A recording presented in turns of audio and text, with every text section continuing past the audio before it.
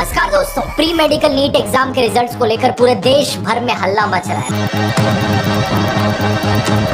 वैसे तो इस एग्जाम को 23 लाख स्टूडेंट्स ने इस साल दिया है, लेकिन बात सिर्फ इन 23 लाख स्टूडेंट्स की नहीं है। बात देश के हर एक स्टूडेंट की है जो एक्सपेक्ट करता है कि उसे फेयर चांस मिलेगा अच्छे कॉलेज में एडमिशन लेने के लिए। बात देश के हर एक बच्चे की है जिसे लगता है कि मेहनत करके पढ़ाई करने से उसे एक अच्छा भविष्य मिलेगा। हम सब जानते हैं दोस्तों, हमारे देश में वैसे ही स्टूडेंट्स पर जबरदस्त प्रेशर रहता है। कंपटीशन बहुत टफ है। देश में अच्छे कॉलेजेस की सख्त कमी है, अच्छे कॉलेजेस में सीटों की सख्त कमी है।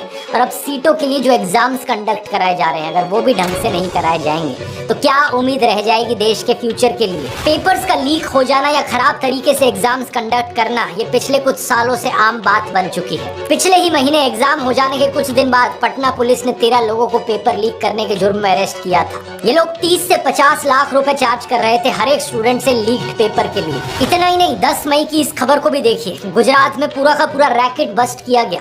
एक एजुकेशन कंसल्टेंसी ओनर एक स्कूल टीचर और बीजेपी नेता के साथ मिलकर स्टूडेंट से 10-10 लाख रुपए चार्ज कर रहा था एग्जाम में मदद करने के लिए। पेपर लीक्स तो आज के इस नए भारत में इतनी आम बात बन चुकी है कि द इंडियन एक्सप्रेस की इन्वेस्टिगेशन ने बताया पिछले 5 सालों में 41 अलग अलग पेपर लीक्स देखने को मिले हैं, जिनकी वजह से 1.4 करोड़ जॉब सीकर्स की जिंदगियों पर असर पड़ा है। कितनी ही बार प्रोटेस्ट देखने को मिले हैं इन पेपर लीक्स को लेकर, इस बार भी देखने को मिले और हमेशा की तरह इन प्रोटेस्ट को नजरअंदाज कर दिया जाता, लेकिन बात इस बार सिर्फ पेपर लीक्स तक नहीं रुकी। जब 4 जून को नीट एग्जाम के रिजल्ट सामने आए तो कुछ अनबिलीवेबल इररेगुलरिटीज देखने को मिली। एक बड़े स्केल पर किया गया स्कैम इसे कहा जा रहा है। ट्रांसपेरेंसी ट्रांसपेरेंसी ट्रांसपेरेंट, ये कोई ट्रांसपेरेंट होता है?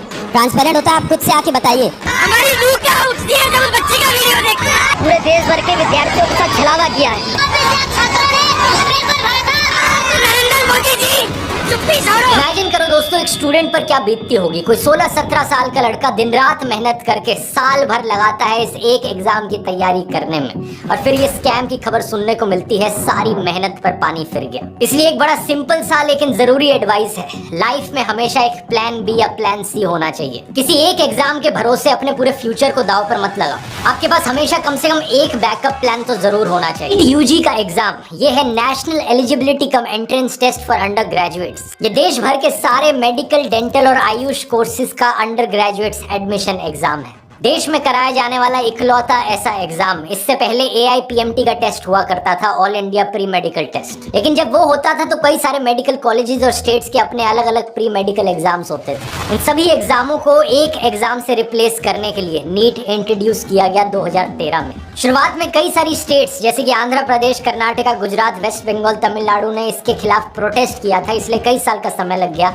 और 2016 में जाकर ही पहला नीट एग्जाम कंडक्ट किया गया। पहले 3 सालों के जो नीट एग्जाम्स थे उन्हें ओवरसी किया गया था CBSE के द्वारा, लेकिन 2019 के बाद से इन एग्जाम्स को कंडक्ट कराने की रिस्पॉन्सिबिलिटी NTA को दी गई। NTA यानी नेशनल टेस्टिंग एजेंसी, ये एक ऑटोनोमस एजेंसी है जिसे नवंबर 2017 में एस्टैब्लिश किया गया था under the department of higher education of the ministry of education of India. इस एजेंसी को बनाया तो इस उम्मीद से गया था कि इसके पास अपना इंडिपेंडेंस होगा, हमें ज्यादा ट्रांसपेरेंसी देखने को मिलेगी एग्जाम्स कंडक्ट कराते वक्त, लोगों का कॉन्फिडेंस बढ़ेगा इन एग्जाम्स को लेकर। लेकिन हुआ इसका उल्टा ही है। आज लोगों का सारा गुस्सा इस NTA की ओर देखने को मिल रहा है। क्या कारण है इसके पीछे, आइए थोड़ा गहराई से समझते हैं।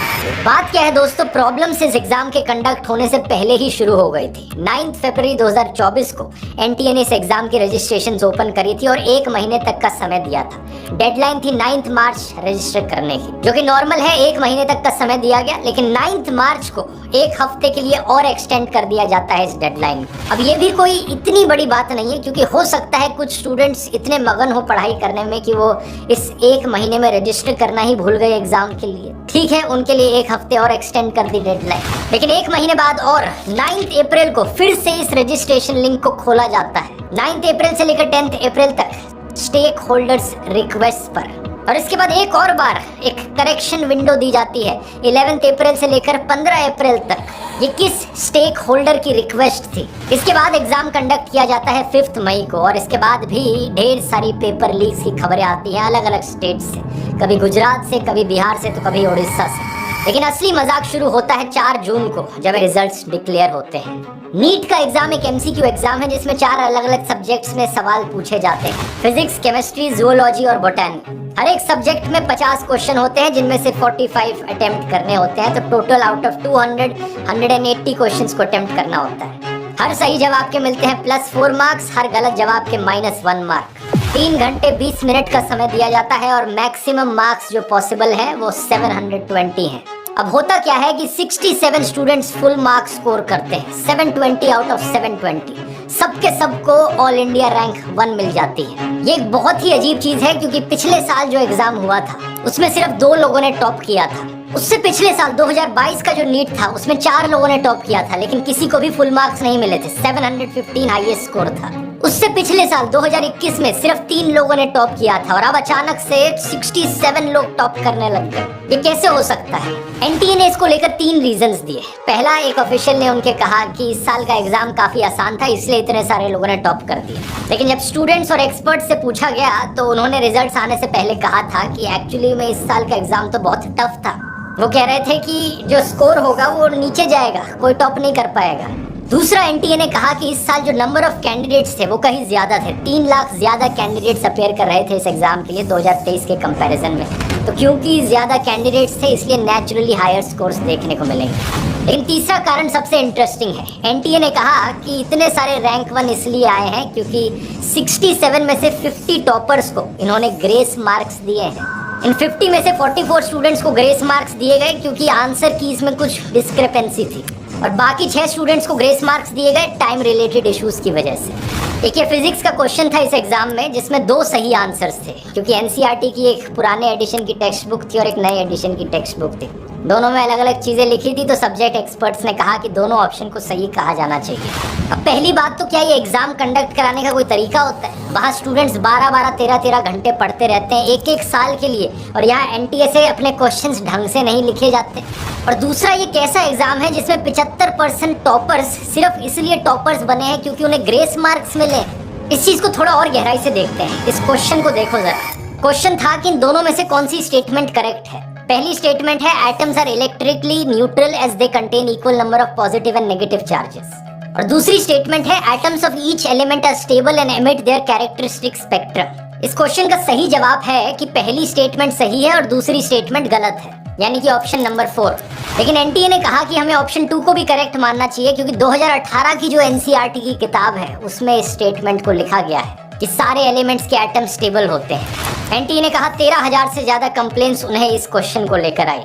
लेकिन क्या इस रीजन की वजह से गलत आंसर को सही कर देना सेंस बनाता है? क्योंकि 2018 के बाद से जितनी भी एनसीईआरटी की किताबें छपी हैं उन सब में इसको करेक्ट कर दिया गया था। और दूसरी बात, ये एक बड़ा ही सिंपल और लॉजिकल सा फिजिक्स का क्वेश्चन है जिसका जवाब एक 10th क्लास के बच्चे को भी पता हो।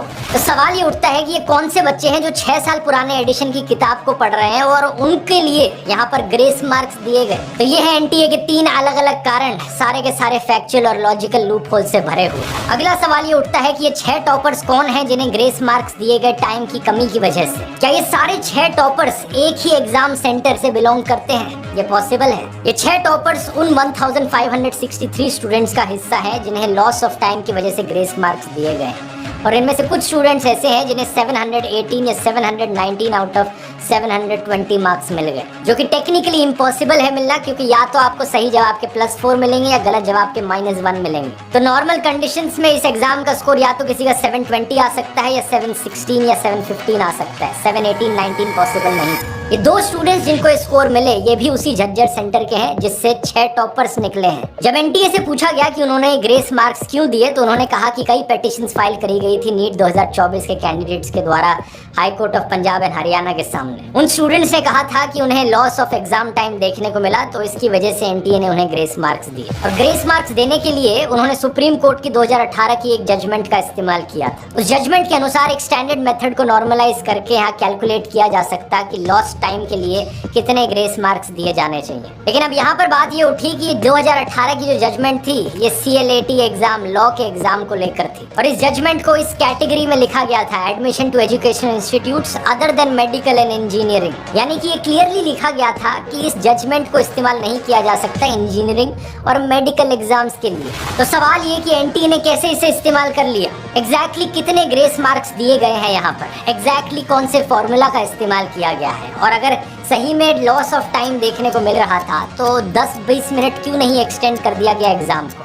ग्रेस मार्क का ही सिस्टम क्यों इस्तेमाल किया गया। लोग आरोप लगाते हैं कि यहाँ पर करप्शन हुई है और ये एक स्कैम है। बात यहाँ खत्म नहीं होती है। इंडियन मेडिकल एसोसिएशन के जूनियर डॉक्टर्स नेटवर्क ने एक और मुद्दा उठाया। रिजल्ट्स के डिक्लेयर किए जाने से पहले एनटीए एक ओएमआर शीट को रिलीज करता है, ऑप्टिकल मार्क रिकग्निशन शीट, जो कि बेसिकली स्टूडेंट की आंसर शीट है जहाँ पर उसने एमसीक्यू के जवाब भरे हैं। ये इसलिए किया जाता है ताकि स्टूडेंट्स को एक फेयर आइडिया मिल पाए कि उनका स्कोर क्या होगा। लेकिन प्रॉब्लम क्या हुई कि कई स्टूडेंट्स को अपने अलग ही मार्क्स दिखे अपने स्कोर कार्ड्स में as compare to their answer sheet. जैसे कि एक केस था 18 साल की अर्शिता का। उसकी ओएमआर शीट में लिखा था कि उसका स्कोर होगा 384, लेकिन जब फाइनल रिजल्ट्स आए तो उसका स्कोर दिखा उसे 308, 80 मार्क्स का डिफरेंस। एक और स्टूडेंट 21 साल के शोएब ने कहा कि 10 मार्क्स का डिफरेंस देखने को मिला ओएमआर शीट और रिजल्ट्स के बीच में। इतनी सारी प्रॉब्लम्स थी और इन सारी प्रॉब्लम्स के सबूत आ जाने से पहले ही रिजल्ट्स को 10 दिन पहले डिक्लेयर कर दिया जाता है। और ये कोई रैंडम 10 दिन नहीं थे, स्ट्रैटेजिकली उसी दिन नीट एग्जाम के रिजल्ट्स को अनाउंस किया गया जिस दिन इलेक्शन रिजल्ट्स भी आए। 4 जून का दिन, जिस दिन सारा मीडिया बिजी था इलेक्शंस को कवर करने में। क्या इलेक्शन के शोर शराबे के बीच में यहाँ एक स्कैम को छुपाने की कोशिश करी जा रही थी? सवाल बहुत सारे हैं और अब तो सुप्रीम कोर्ट भी एनटीए से जवाब मांग रहा है। सुप्रीम कोर्ट ने कहा है the sanctity of the exam has been affected, so we need answers. Social media पर ढेर सारे लोगों ने अपनी आवाज उठाई है। ऑपोजिशन लीडर्स राहुल गांधी, संजय सिंह, अखिलेश यादव और एमके स्टालिन भी कार्रवाई की मांग कर रहे हैं। पार्लियामेंट में भी इसको एक बड़ा मुद्दा बनाने का वादा किया गया है। इन सब चीजों का जब दबाव बढ़ा तो एनटीए ने 8 जून को अनाउंस किया कि एजुकेशन मिनिस्ट्री एक 4 मेंबर पैनल सेटअप करेगी इस इशू को एग्जामिन करने के लिए। 40,000 से ज्यादा स्टूडेंट्स इस पिटीशन को साइन कर चुके हैं, जिसकी मांग है कि इस एग्जाम को दोबारा से कंडक्ट कराया जाए। अगर आप भी इस मांग से सहमत हैं तो नीचे डिस्क्रिप्शन में लिंक दिया गया है इस पिटीशन का, जाकर साइन कर सकते हैं। इस सब के बाद भी एनटीए का कहना है कि इस एग्जाम की इंटेग्रिटी को कॉम्प्रोमाइज नहीं किया गया है। Integrity etc. of this exam throughout the country was not compromised. Integrity का पर्यायवाची है सैंक्टिटी, वही शब्द जिसका इस्तेमाल सुप्रीम कोर्ट ने किया। मैं यहाँ पूछना चाहूंगा, सैंक्टिटी आज के दिन बची ही किस एग्जाम में है? हर दूसरे एग्जाम में यही पेपर लीक्स देखने को मिलते हैं, ऐसी ही इरेगुलरिटीज देखने को मिलती है। क्या देश की सरकार को अपने देश के फ्यूचर की चिंता भी है? हमारे देश के एजुकेशन मिनिस्टर हैं धर्मेंद्र प्रधान, 2021 से यही रहे हैं और इलेक्शन रिजल्ट्स के बाद भी जब नई सरकार बनी दोबारा से इन्हें ही एजुकेशन मिनिस्टर बनाया गया। लेकिन इनके ट्विटर पर जाकर अगर आप देखोगे तो ऐसा लगता है ये एजुकेशन मिनिस्टर नहीं बल्कि नरेंद्र मोदी के पीआर मिनिस्टर। ऊपर से लेकर नीचे तक आपको दिखेगा सिर्फ नरेंद्र मोदी का चेहरा। हर दूसरे ट्वीट में मोदी का मेंशन किया गया है, कभी मोदी अगेन, कभी मोदी 3.0, कभी मोदी ये, कभी मोदी वो। लेकिन नीट एग्जाम को लेकर आपको कहीं कोई ट्वीट मिल जाए तो मुझे बता देना। अरे नीट तो छोड़ो, एजुकेशन से रिलेटेड एक भी ट्वीट ढूंढ कर दिखा दो इनके ट्विटर अकाउंट। ऐसे लोगों की वजह से देश की पूरे एजुकेशन सिस्टम की ये हालत। हाँ धर्मेंद्र प्रधान जी, आप ही बता दो कितना काम किया एजुकेशन के लिए आपने देश में पिछले 3 सालों में। इन नेताओं को जब तक हम अकाउंटेबल नहीं ठहराएंगे इन चीजों का सोल्यूशन नहीं निकल सकता दोस्तों। सारी पावर इनके हाथों में है और ये देश के भविष्य का सवाल है, स्टूडेंट्स के फ्यूचर का सवाल है, देश के मेडिकल इंफ्रास्ट्रक्चर का सवाल है। इतना प्रेशर बनाने के बाद आज का लेटेस्ट अपडेट ये आया है कि फाइनली एनटीए ग्रेस मार्क्स को हटाने के लिए राजी हो गया है। वो 1563 कैंडिडेट्स जिन्हें ग्रेस मार्क्स दिए गए, अब उन्हें ऑप्शन दिया जा रहा है कि या तो वो दोबारा से एग्जाम दे दे या फिर अपना स्कोर बिना ग्रेस मार्क्स के एक्सेप्ट कर ले। ये ग्रेस मार्क्स की समस्या के लिए सही सॉल्यूशन है, लेकिन बाकी और प्रॉब्लम्स का क्या? Paper leaks, inflated score, same centre से 6 टॉपर्स का होना, इन सारी चीजों पर अभी भी जवाब देना बचता है। इकट्ठे होकर इसी तरीके से आवाज उठाते रहिए और याद रखिए अपनी उम्मीद कभी मत खोना। 2022 में 13,000 से ज्यादा स्टूडेंट्स ने आत्महत्या करी इस एजुकेशन सिस्टम से निराश होकर। मैं समझ सकता हूँ कितना फ्रस्ट्रेटिंग होगा ऐसे सिस्टम से डील करना, लेकिन at the end of the day ये भी याद रखिए कि एक एग्जाम सब कुछ नहीं होता, एक एग्जाम आपकी जिंदगी तय नहीं करता। इसलिए अपना हौसला कभी मत खोना। अब चाहे तो मेरी जिंदगी की कहानी से इंस्पिरेशन ले सकते हैं। मैंने किसी भी ऐसे एग्जाम को टॉप नहीं किया था, लेकिन इसका मतलब ये नहीं कि मैं कामयाब नहीं बन पाया।